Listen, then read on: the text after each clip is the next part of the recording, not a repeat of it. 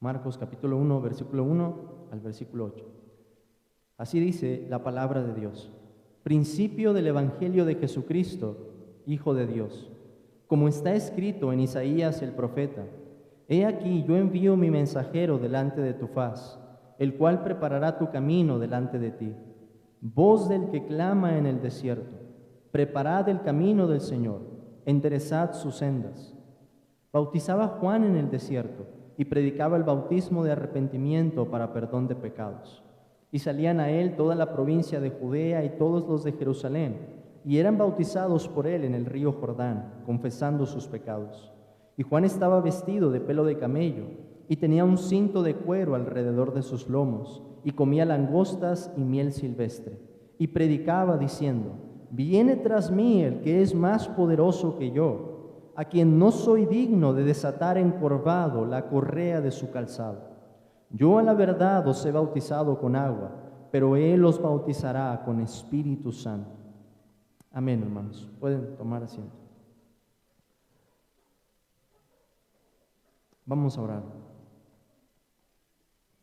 Señor, te damos gracias, Padre, porque podemos seguir viendo esta porción del Evangelio. Te rogamos que abras nuestro entendimiento. Ayúdame a expresar tus verdades de una manera clara, concisa, sencilla. Y Señor, te ruego que uses tu palabra para llegar al corazón, para transformarlo, para que los que estamos aquí, que ya te conocemos, podamos adorarte, podamos gozarnos, podamos conocerte más.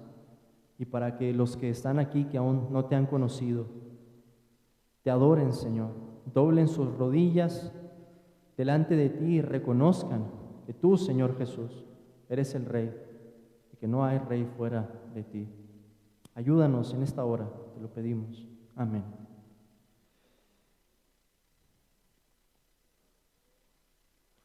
Hermanos, antes de comenzar con esta porción, quisiera decirles o explicarles un poco acerca de cómo vamos a ir avanzando en el Evangelio. Espero tomar porciones no tan pequeñas, pero tampoco no tan grandes. Quizá estaremos deteniéndonos más o menos por donde están los títulos en negritas en nuestras Biblias. A veces tomaré 2 de esos, a veces tomaré 3. Pero mi propósito será que podamos ver el flujo de la narrativa, y por esa razón no quiero ir tan lento, pero al mismo tiempo pienso detenerme en algunas cosas, en algunos detalles que son importantes a un nivel teológico y que quizás pueda ser difícil irnos acercando de esa manera. Quizás voy a estar presentando ideas que son nuevas para muchos de ustedes, pero para los que ya tienen tiempo escuchando algo de teología bíblica y cómo toda la Biblia nos presenta una sola historia, estas ideas van a ser más provechosas todavía. Y digo eso, hermanos, porque me voy a enfocar en cómo Marcos está tomando del Antiguo Testamento para explicarnos lo que nos dice en su Evangelio. Esa es la manera en que él comienza, vamos a verlo en el día de hoy.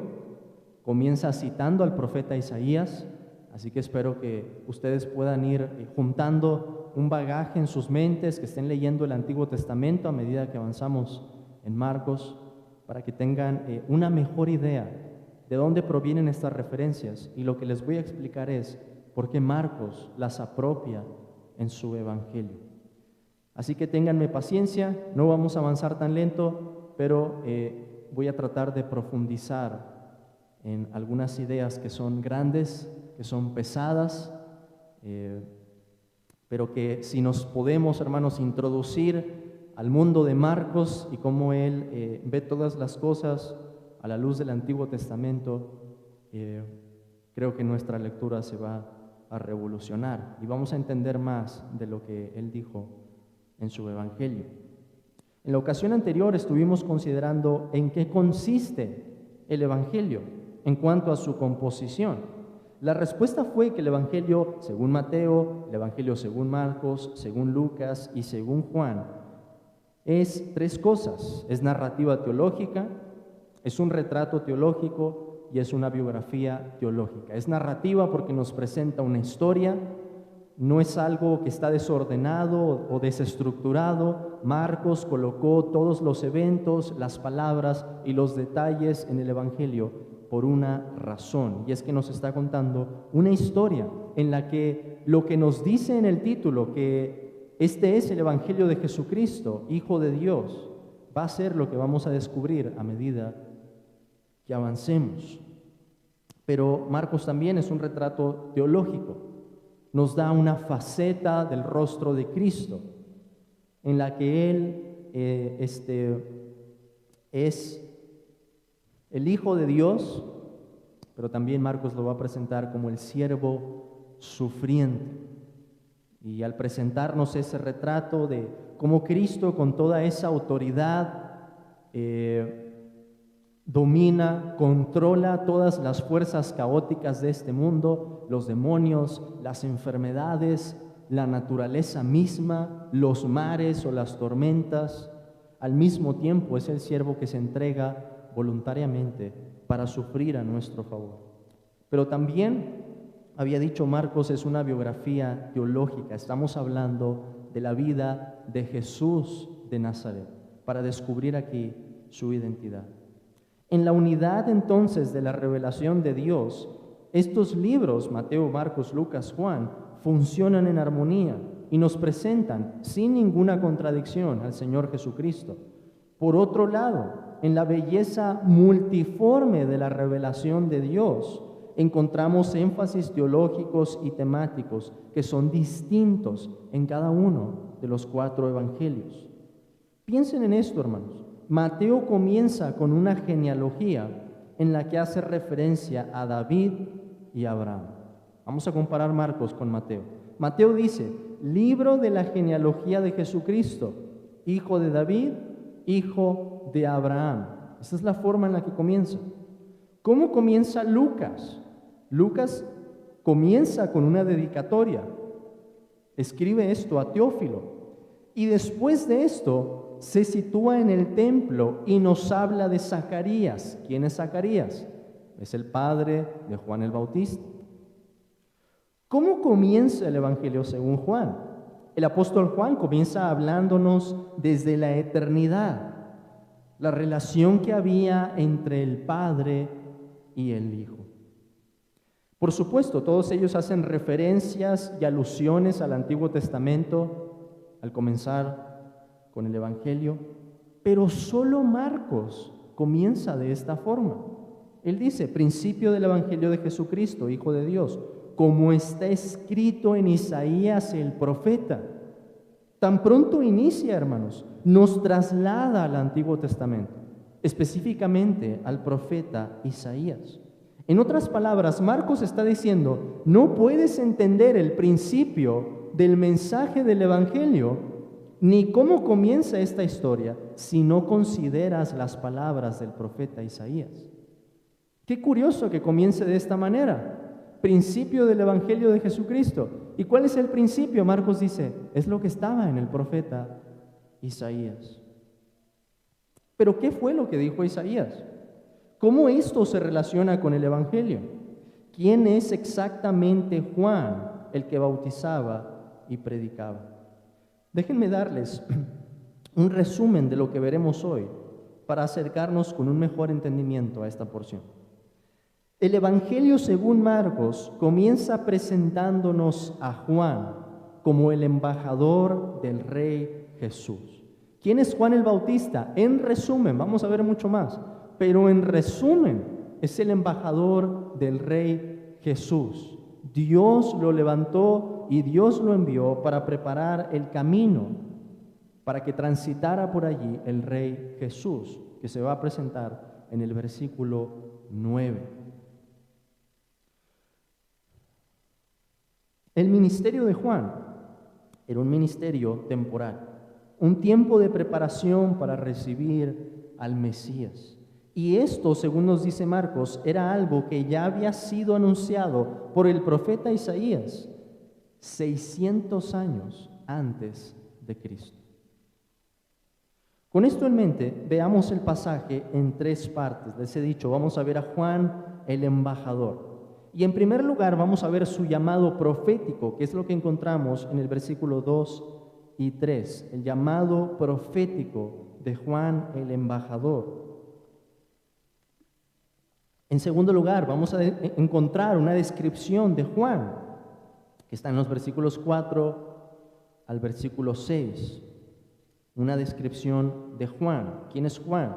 Y por último, vamos a encontrar cuál es el mensaje de Juan, el mensaje de este embajador, versículos 7 y 8. Tenemos entonces su llamado profético, su descripción y su mensaje. Empecemos entonces con su llamado profético. El versículo 2 nos dice, como está escrito en Isaías el profeta.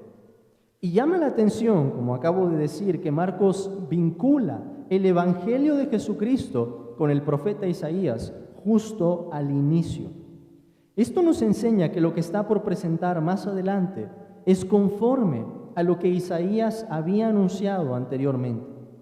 Isaías profetizó cientos de años antes de Cristo, pero el evangelio nos dice cómo es que se cumplen esas palabras. Isaías, hermanos, vio el evangelio como una preciosa semilla, lo vio a la distancia, lo vio de lejos, lo saludó. Pero los evangelistas nos lo presentan como un árbol que está creciendo, que se está desarrollando. Hay una unidad y hay una progresión entonces en la revelación de Dios. Los evangelios, especialmente aquí, el evangelio según Marcos, tiene armonía con lo que Isaías había dicho. Y si seguimos las pisadas que Marcos nos está presentando al momento de leer Isaías, vamos a entender más de cuál es esa relación que hay entre el libro del profeta y el evangelio. Pero, ¿qué es lo que nos dice Marcos que está escrito? Como está escrito, porque Isaías es un libro, como está escrito en Isaías el profeta. Y el versículo 2 nos dice, he aquí yo envío mi mensajero delante de tu faz, el cual preparará tu camino delante de ti. Pero ¿saben algo, hermanos? El versículo 2, lo que está en el versículo 2, no lo escribió Isaías. Pueden buscar por todo el libro de Isaías para encontrar esa referencia y no la van a encontrar. Esto es un dilema, aparentemente. Pero hay una buena respuesta para esto. Veamos primero de dónde sale el versículo 2. Lo que está en el versículo 3 lo escribe Isaías. Está en el capítulo 40 de Isaías, versículo 3. Ahorita vamos a ir allí. Pero lo que está en el versículo 2 no sale de Isaías. Sale de otras porciones. Y la primera de ellos, hermanos, es Éxodo 23, 20. Éxodo 23, 20.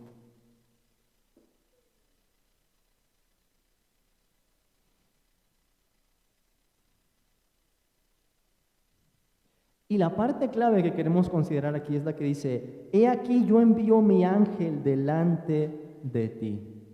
Está hablando a Israel, le dice, para que te guarde en el camino y te introduzca en el lugar que yo he preparado. He aquí yo envío mi ángel delante de ti. Si lo traducimos de la versión griega, o lo que conocemos como la Septuaginta, de la que Marcos estaba tomando, aparece la palabra ángelos. ¿Y cómo se traduce esa palabra? Mensajero. Entonces, Marcos está tomando en primer lugar de Éxodo 23, 20. Él estaba leyendo el Antiguo Testamento en griego y entonces tenemos esto. He aquí yo envío mi mensajero delante de tu faz, delante de ti. Pero ¿de dónde sale la otra porción que dice, el cual preparará tu camino delante de ti? Esa porción viene de Malaquías, del libro de Malaquías, capítulo 3. Malaquías 3:1, que dice, he aquí yo envío mi mensajero, el cual preparará el camino delante de mí, y vendrá súbitamente a su templo el Señor a quien vosotros buscáis, y el ángel del pacto a quien deseáis vosotros. He aquí viene, ha dicho Jehová de los ejércitos. Y de esto vienen varias preguntas. En primer lugar, ¿por qué Marcos combina estas citas? ¿Cómo es que Marcos, qué es lo que estaba pensando, hermanos, para tomar una parte de Éxodo 23, para tomar una parte de Malaquías 3 y amalgamar una cita nueva? Que a propósito dice, viene de Isaías. Ahorita vamos a ver por qué. Pero ¿en qué estaría pensando para juntar estas dos citas? ¿Qué es lo que estaba pasando en Éxodo 23? ¿En qué momento se encontraba Israel en ese punto? Dios los había sacado de Egipto y los iba a introducir a la tierra de Canaán, pero primero tendrían que pasar por el desierto. Interesante, porque es el mismo lugar en el que comienza a predicar Juan. Predicaba Juan en el desierto, nos dice el versículo 4, el mismo lugar. Por otro lado, ¿en qué momento se encontraba Malaquías? Malaquías fue el último de los profetas en el Antiguo Testamento, en un orden cronológico. Malaquías, hermanos, nos dice que Dios enviaría a su mensajero para anunciar la venida del Mesías. Malaquías deja en claro que en la venida del Mesías va a haber un mensajero que lo va a anunciar, que lo va a hacer público. ¿Y quién es ese mensajero según el libro de Malaquías? Vayamos a Malaquías, capítulo 4, versículo 5. Malaquías 4, 5. Que nos dice: He aquí yo os envío el profeta Elías antes que venga el día de Jehová, grande y terrible. El mensajero es identificado en el libro de Malaquías como Elías, como el profeta Elías. Ahorita vamos a conectar esos puntos. Intenten mantener toda esa información y ahorita conectamos todo eso. Pero ahora pregunto, ¿por qué Marcos atribuye esta mezcla de citas, Éxodo 23:20 y Malaquías 3:1, al profeta Isaías? ¿Por qué decir que viene de Isaías? Ha habido varias respuestas en la historia. Algunos dicen es un error. Yo creo que no podemos partir de esa premisa. Algunos dicen es una manera en la que se referían a todos los profetas, empezando por Isaías. Tampoco me convence ese argumento. Creo que hay un mejor argumento. Y mi argumento es este, hermanos. No se trata de un error. Marcos nos está llevando a pensar en dos cosas. ¿Cuáles son esas dos cosas? El éxodo y la experiencia en el desierto y el mensajero del Mesías. Esas dos cosas, el éxodo y el mensajero o el embajador del Mesías. Entonces es natural que se unan esas referencias que tenemos en el versículo 3 con Isaías. Porque ¿quién es Isaías? El profeta que nos explica más claramente que Dios iba a hacer algo más grande que lo que hizo con Moisés al sacarlos de Egipto. El profeta Isaías, hermanos, anuncia en su libro un segundo y mayor éxodo. El profeta Isaías dice que el regreso del exilio, cuando Israel regrese de su exilio, va a haber un éxodo que es más grande, que es mayor. Y los profetas coinciden en esta representación cuando dicen que va a ser algo como nunca antes se ha visto. Los desiertos se van a transformar. Isaías habla, hermanos, de la renovación del cosmos. Van a salir árboles en el desierto. Las bestias se van a empezar a comportar de forma diferente. Va a haber paz y armonía. Por eso es natural reunir una referencia que nos lleva a pensar en el Éxodo, otra referencia que nos lleva a pensar en el mensajero o el embajador del Mesías, para contextualizar y presentarnos a Juan el Bautista. ¿Qué es lo que estas referencias quieren decir? Ahora bien, el versículo 2 y el versículo 3 nos hablan de dos personas. Noten que dice: aquí yo envío mi mensajero delante de tu faz, el cual preparará tu camino delante de ti. Hay un yo y hay un tú allí. Hay dos personas distintas. ¿Qué es lo que tenemos aquí, hermanos? En el versículo 2, Dios el Padre se está dirigiendo al Hijo y le dice que va a enviar un mensajero para preparar su llegada. El Nuevo Testamento nos presenta a Jesús como la personificación de Israel. Por eso Marcos puede tomar del Éxodo y aplicar esa referencia a Cristo. En Cristo se cumple lo que el Israel anunciaba en el Antiguo Testamento. Sé que estas son ideas profundas, hermanos, no espero que las absorban en este momento, pero quiero que vean de dónde está tomando Marcos para presentarnos el ministerio de Cristo. Dios el Padre entonces está hablando con el Hijo y le dice que va a enviar un mensajero que va a preparar su camino. Jesús es el Rey que va a transitar por allí, pero antes es necesario que el embajador prepare esas sendas. Así como cuando un rey, hermanos, visitaría una ciudad y se mandaba una comitiva para aplanar el camino, para hacer la carretera, para que todo estuviera en orden, para que pudiera pasar por allí. Asimismo, de una manera espiritual, Juan es ese embajador que Dios levanta para preparar el camino, para allanar las sendas, para que pase el Rey Jesús.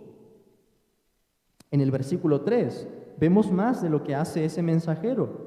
Voz del que clama en el desierto, preparad el camino del Señor, enderezad sus sendas. Es una voz profética que se levanta en el desierto, que llama a la gente a una preparación espiritual. ¿Pueden dimensionar, hermanos, la clase de comisión que recibió Juan el Bautista? Pensar que Juan podía decir: hay una referencia de mí que habla el profeta Isaías, Isaías 43, voz del que clama en el desierto. Pensar en el privilegio que él había recibido, que Isaías hubiera anunciado 600 años antes que él iba a venir para anunciar la llegada del gran rey. Ningún otro profeta tuvo la oportunidad de ver al Mesías, pero Juan sí. No hay otro profeta del que se haya escrito una profecía así, pero de Juan sí. Y de hecho, cuando Juan comienza a predicar, Israel no había tenido un profeta por alrededor de 400 años. La gente estaba con la expectativa. El último profeta que habían escuchado era Malaquías. Y la gente se estaba preguntando: ¿y dónde estará el mensajero? ¿Cuándo va a llegar el Mesías? Hemos regresado del exilio, pero no vemos el éxodo del que habló el profeta. No estamos gozando de esas bendiciones. ¿Dónde está la venida del Mesías? 400 años de silencio. Y de pronto, de un lugar inesperado, se levanta una voz: Juan. ¿Y qué es lo que está haciendo? Está llamando a las multitudes al arrepentimiento, a que se preparen para la venida del Mesías, a anunciar al gran Rey. ¿Qué podemos aprender de esto? No podemos dejar de observar que la Biblia como un todo apunta a Cristo. El Antiguo Testamento profetiza del Señor Jesús y lo que hace el Nuevo Testamento es anunciarlo y explicarlo. No hay contradicción, hermano. En los 39 libros que encontramos al principio y la segunda parte, los 27, hay una armonía perfecta. Por eso Marcos puede decir que el principio de esta historia se encontraba en Isaías, en el profeta Isaías. En segundo lugar, cuando Dios va a realizar una de sus grandes obras, por ejemplo, lo que hizo en la redención en Egipto, la caída de un gran imperio que oprime a su pueblo, o la venida del Mesías, lo anuncia de antemano, lo dice con anterioridad, para que quede claro que esta es una obra de Dios y no del hombre. Lo mismo se está cumpliendo en su tiempo. Nosotros también anunciamos una gran obra que falta todavía. ¿Cuál es? La segunda venida. Y por todo el mundo, hermanos, en donde quiera que se predique, la gente está diciendo: Jesucristo va a regresar. Dios hace públicas sus obras. Tenemos al Dios que gobierna la historia y que nos dice lo que va a acontecer antes de que se cumpla. ¿Con qué confianza entonces podemos esperar en su palabra y atender a este mismo mensaje. En segundo lugar, hermanos, veamos ahora la descripción que Marcos hace de Juan. Ya hemos visto ese anuncio, ese llamado o esa comisión profética en los versículos 2 y 3. Ahora veamos cuál es la descripción que Marcos hace de Juan el Bautista. Nos dice el versículo 4: bautizaba Juan en el desierto y predicaba el bautismo de arrepentimiento para perdón de pecados. Según esta referencia, Juan hacía principalmente dos cosas: bautizaba y predicaba. Ahora, noten otra vez, ¿y dónde lo hacía? En el desierto. El desierto se repite, aparece también en el versículo 3, voz del que clama en el desierto. Bautizaba Juan en el desierto, porque el desierto es un escenario importante. El Evangelio según Marcos comienza en un lugar que traería muchas memorias para una mente judía. El desierto es un recordatorio del Éxodo, porque al salir de Egipto, Israel tuvo que pasar por allí. El desierto es un recuerdo del peregrinaje de Israel, también de su desobediencia, de la generación que cayó allí. Y en un sentido, el desierto es un lugar de humillación.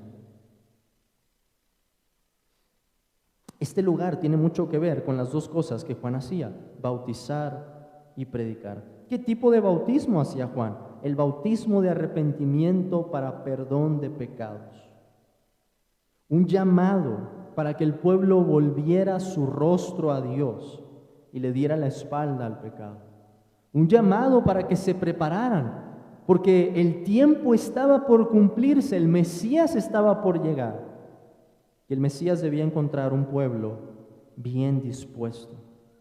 Al hacer esto en un desierto, Juan le estaba recordando al pueblo que necesitaban un segundo y mayor éxodo que solo el Rey Jesús podría traer.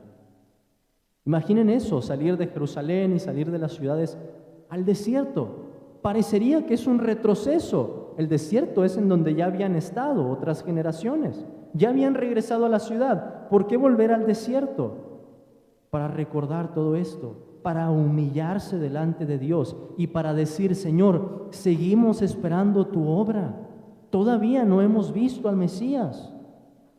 Eso era lo que el pueblo estaría confesando junto con su pecado al acercarse a Juan el Bautista. Ahora vean el alcance que el ministerio de Juan tuvo. Nos dice el versículo 5: y salían a él toda la provincia de Judea y todos los de Jerusalén, y eran bautizados por él en el río Jordán, confesando sus pecados. Juan, hermanos, estaba viendo un avivamiento. La gente comenzó a acudir a él, la gente comenzó a atender a la palabra del mensajero, del embajador. La gente estaba siendo bautizada mientras confesaban sus pecados. Y además se nos dice ahora el lugar del bautismo, no solo en el desierto, sino en el río Jordán. ¿Y por qué es importante el río Jordán? Porque conlleva una imagen profunda. El río Jordán fue el mismo río que cruzó Josué con el pueblo. El río Jordán fue el río en el que el profeta Elías fue arrebatado. Y el mismo río en el que Naamán el sirio quedó limpio de su lepra. Hay muchas imágenes que el desierto y el río Jordán evocarían para una mente judía. Las imágenes del Éxodo, el mensajero escatológico que anuncia el fin de los tiempos, la purificación del pueblo del pecado en el mismo río en el que se lavó ese hombre pagano para ser limpio. Una imagen profunda, hermanos, muchos recuerdos al mismo tiempo. Y en ese avivamiento, Marcos nos dice que acudían a él de toda la provincia de Judea y todos los de Jerusalén. La gente estaba respondiendo. Y por último encontramos en el versículo 6 la tercera parte de esta descripción. Y Juan estaba vestido de pelo de camello y tenía un cinto de cuero alrededor de sus lomos y comía langostas y miel silvestre. ¿Acaso es esto necesario? Alguien podría preguntar. ¿Cuál es el interés de saber la forma tan extraña en la que Juan estaba vestido en un desierto? Juan parecería un hombre muy extraño a nuestros ojos. Pero Marcos, hermanos, no está gastando tinta aquí. Esta referencia es intencional. Porque en el Antiguo Testamento encontramos a alguien que estaba vestido de pelo de camello y que desapareció en ese mismo río. Vean, por favor, el segundo libro de Reyes, capítulo 1, versículo 8. Segundo de Reyes, capítulo 1, versículo 8.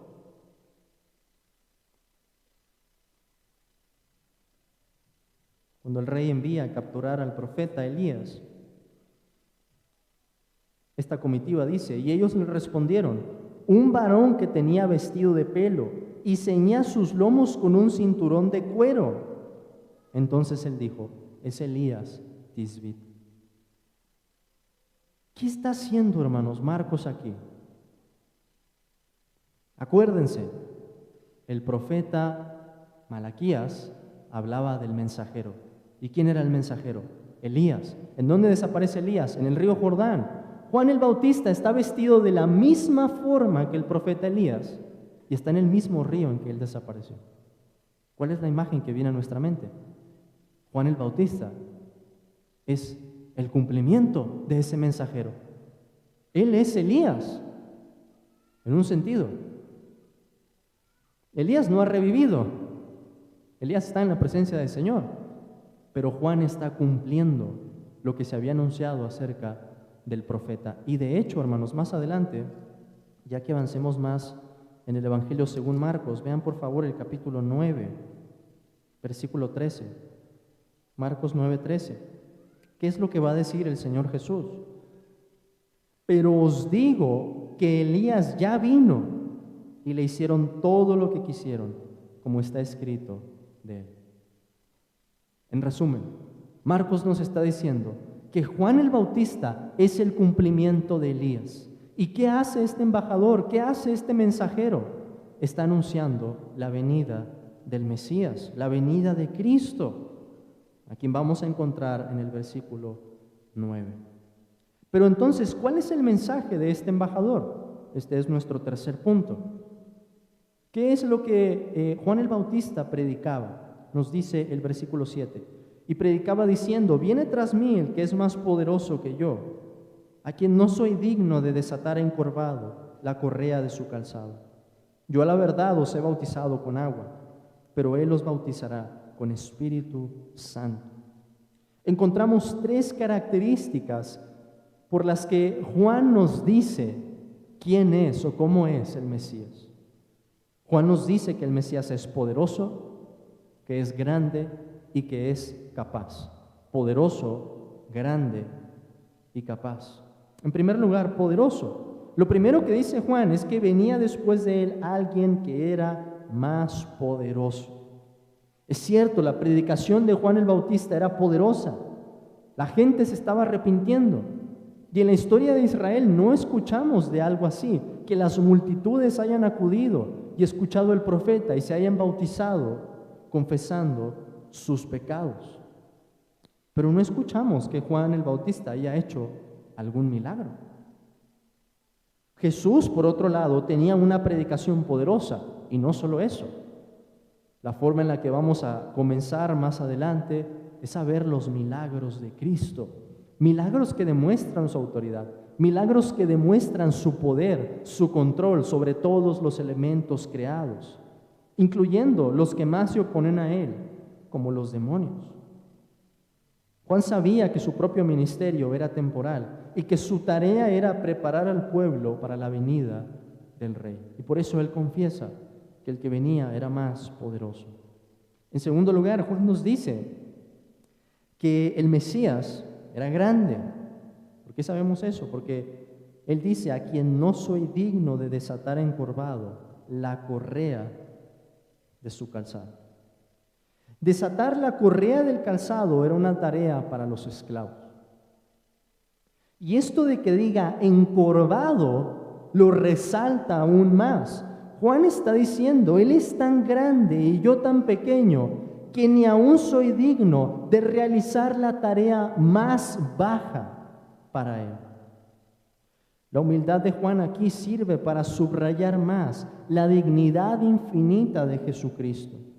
Nadie hubiera dicho eso de Nabucodonosor, de Herodes o de alguno de los grandes de este mundo. Pero este profeta, de quien hablaban las Escrituras, se hizo el último de todos y exalta la dignidad del Rey Jesús de una manera única.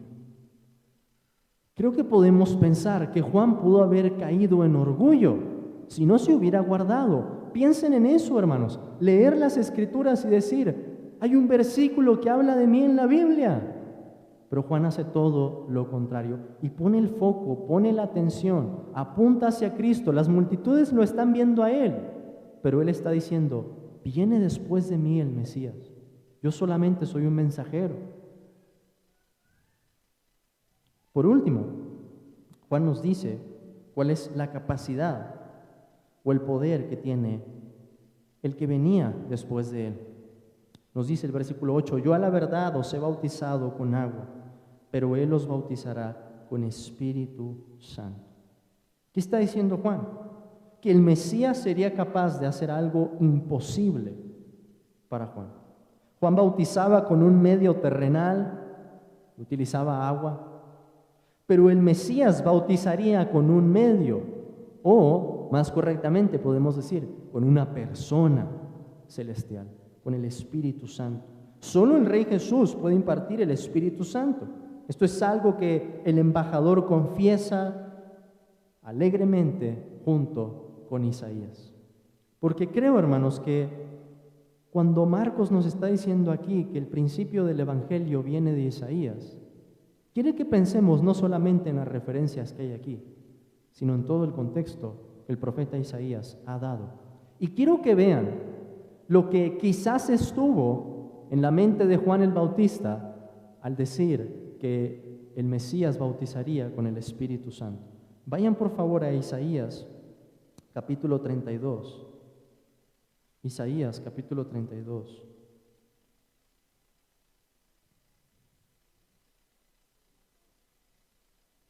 Versículo 15.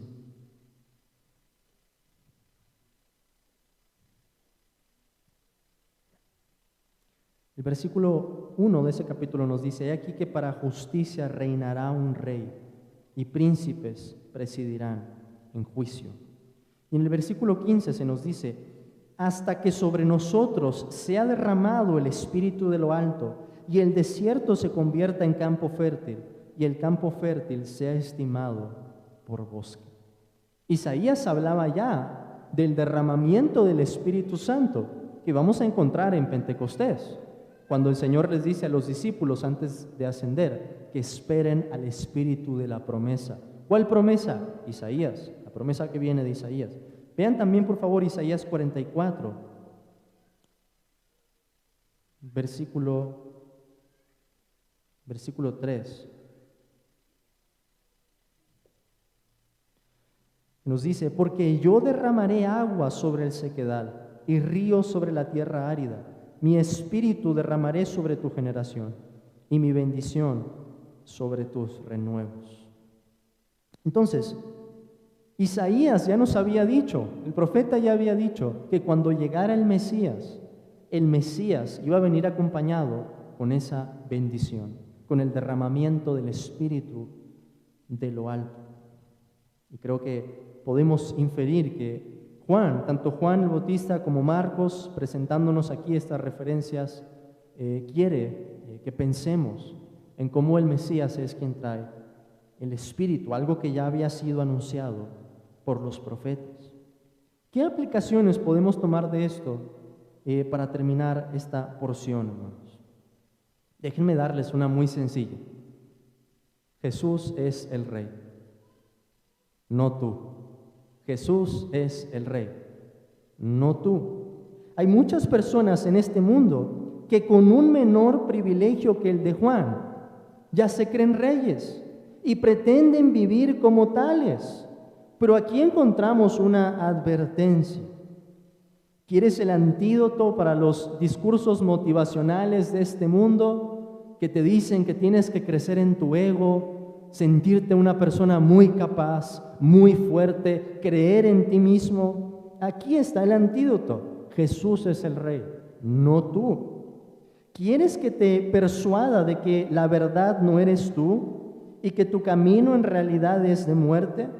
Pues piensa en esto: Jesús es el Rey, no tú. ¿Reina acaso el orgullo en tu corazón?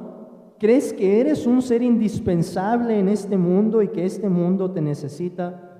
Pues te tengo una mala noticia: tú no eres el Rey, Jesús es el Rey, no tú. ¿Te crees poderoso? ¿Te crees grande? ¿Te crees capaz? ¿Luchas con el orgullo, hermano? Anda y compárate con el Rey de Gloria, para que te des cuenta, para que puedas ver más claramente que eres como la polilla y que habitas en casa de barro. ¿Qué forma tenemos de mortificar el orgullo si nos comparamos con Cristo? Cuando nos sentimos grandes, cuando nos sentimos fuertes, cuando nos sentimos capaces. Hay que atender al mensaje de Juan el Bautista y volver a ver al Rey en su esplendor para que podamos decir: Señor, si yo no soy nada. ¿Te invaden acaso los temores? ¿Qué va a pasar el día de mañana? ¿Qué va a pasar con la economía, con mis negocios, con mi familia? Pues esto también puede ser una buena noticia. Jesús es el Rey, no tú. Él está gobernando, hermanos. Podemos tener consuelo y tranquilidad.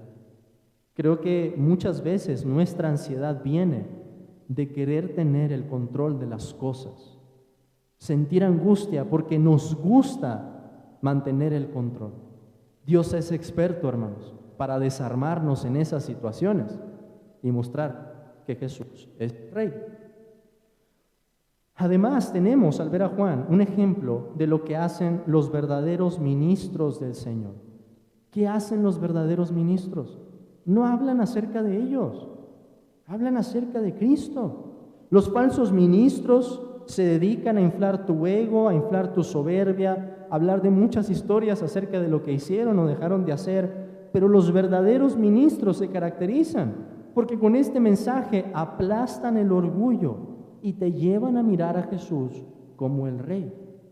Juan el Bautista entonces fue, de manera temporal, el embajador de Cristo en la tierra.